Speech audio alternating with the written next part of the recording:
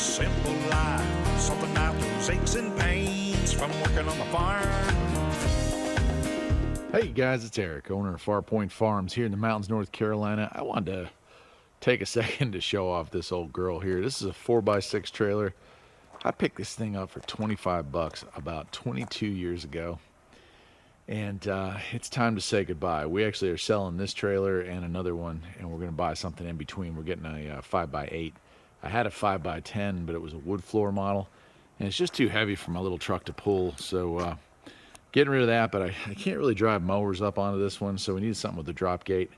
So we're getting a newer one, and I'll show you that in a separate video. But these things are a little hard to come by, but if you have a car and don't have a pickup truck, this is actually like the perfect replacement. It's 4x6, which, you know, back in the day when trucks were actually trucks, that's the standard truck size bed. You either get an 8-foot bed or a 6-foot bed. And 4x6 is perfect for hauling, you know, junk around or whatnot. Now the front here slides up and out, that rear slides up and out, and you can see the paint on this thing is faded. I paint it every 2 or 3 years, and we were getting ready to do some maintenance on this thing, and that's when I was like, you know what, let's just say goodbye to this. Let's get rid of this thing. It just has standard tires on it, but you see his GMC hubcaps on there. This is just a 5-lug for a GMC. And back here, I got a permanent tag from North Carolina on this thing. One of the lights busted off. I'll fix that before I sell it. But yeah, I just wanted to kind of show you all this thing. It's been pretty good. It's got diamond plate bottom here, and that was probably the only downfall. Is when I bought this thing, I should have drilled some holes in it. Because if you look along the very front corner right there, there's a little gap. And that one's a little hard to see, but there's one there too. So some of the water just kind of naturally rolled forward. And it would pool in those areas, and it kind of rotted it out. But it's still totally firm.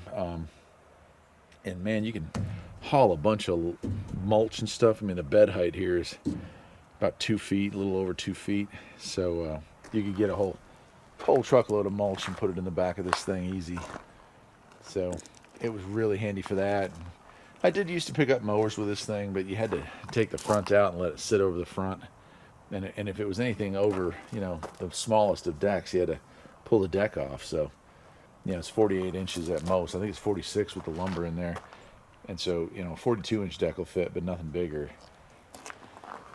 Hitch-wise, it's a 1 7/8, and not much to report. It didn't have like any support there. That's what those. One of those is a wheel chock. The other one kind of holds it up when we're using it. But it served me well. These actually came off of another trailer that we had. It originally didn't have any, but man, it would sling mud and rocks and dirt, and that's just not very nice to do that. So I picked up a used set of these from the scrapyard, if I remember right, and we went ahead and used those.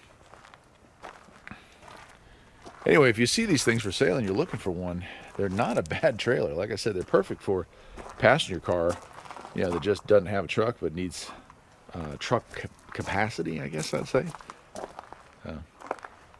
That'll do it for today. I'll show you the new one here when I get it next week, and I'm going to be doing some upgrades on it and stuff, get it ready for us. Take care.